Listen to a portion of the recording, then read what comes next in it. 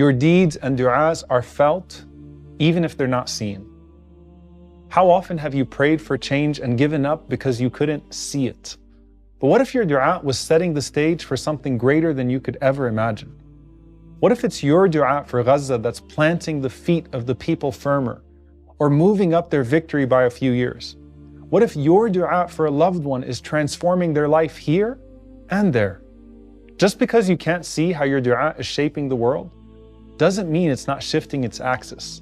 You're praying to Rabb al-Alameen, the Lord of all the worlds.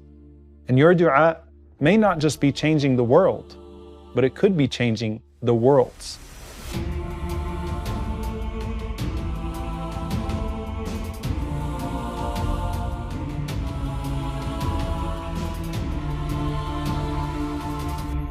Someone may have changed your world, but they left it before they could see it here.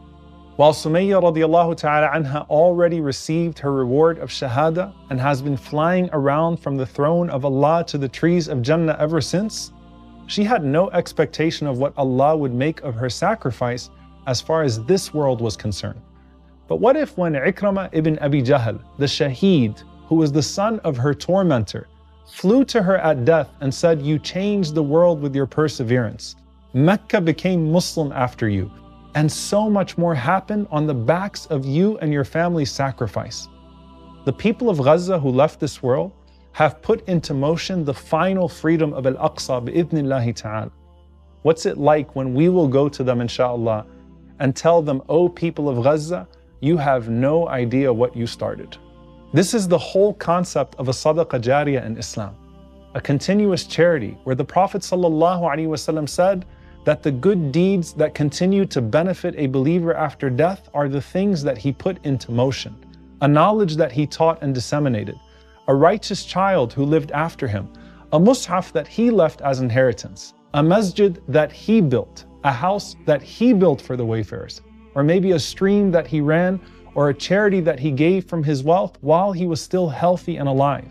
And Imam al-Mundhiri rahimahullah says some of the scholars say that the deeds of a human being indeed end with his death.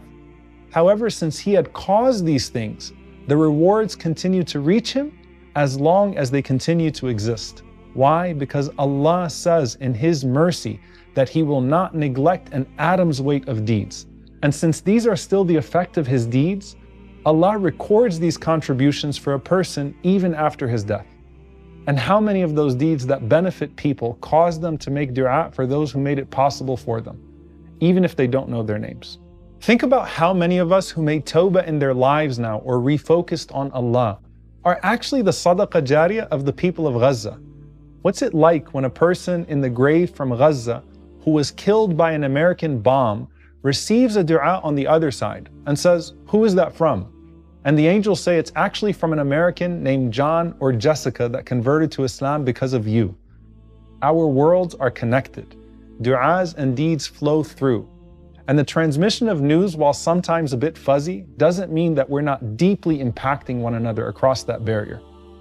When you're making du'a, you are invoking Rabb al-Alameen, the Lord of all the worlds. So your du'a isn't limited in impact to this world. It can change someone else's world in the barzakh. And how deep is that impact? Al-Abbas ibn Yaqub narrates that one of the righteous saw his father in a dream. And he said, "Oh my son, why have you stopped sending your gifts to us?" So he replied, "Oh my father, do the dead recognize the gifts of the living?" And he said, "Ya bunayya, lawla al-ahya, halakat al-amwat." Oh my son, if it were not for the living, the dead would perish. SubhanAllah, what a powerful sentence. Sufyan ibn Uyayna rahimahullah said, it used to be said, "Al-amwat ahwaju ila du'a min al-ahya ila ta'am."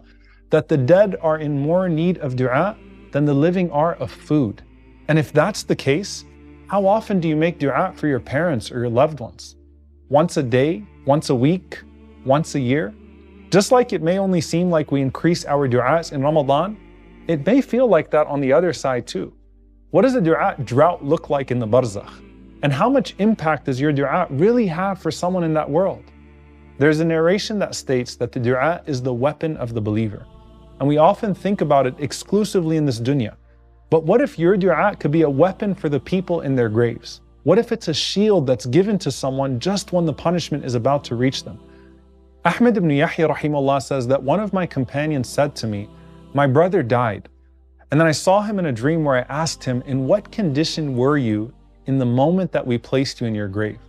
And he said to me, 'Someone came to me carrying a torch. And had it not been for the dua of one of you, he was about to set me on fire.'" Amr ibn Jarir rahimahullah said, when one supplicates for his deceased brother, an angel comes to his grave with that dua and says, "Ya sahib al-qabr al-gharib, hadiyatun min akhin alayka shaqiq." O occupant of the grave, this is a gift from a brother who cares about you. In another narration from Ibn Abi Dunya, he says that one of the Salaf said, "I saw a brother of mine in a dream after his death.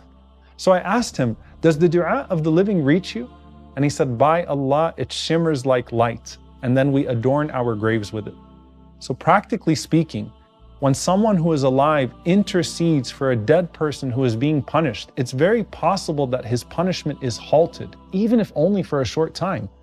And when he intercedes for a righteous person already enjoying their grave, that person is just raised by even another degree. But picture this fully. Bashar ibn Ghalib rahimahullah said, "I saw the great worshipper Rabi' al-Adawiyya radiyallahu anha in a dream." And he said, "And I used to always make dua for her. So I said to her in my dream, 'Are my du'as reaching you?'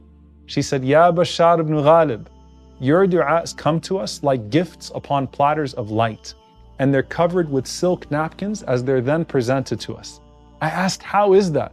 She said, 'This is how the du'a of the living believers for the deceased works. And that gift is far more precious than anything you could have given someone while they were still here. What more beautiful, what more expensive, what more rewarding than a dua that decorates the grave and expands it?'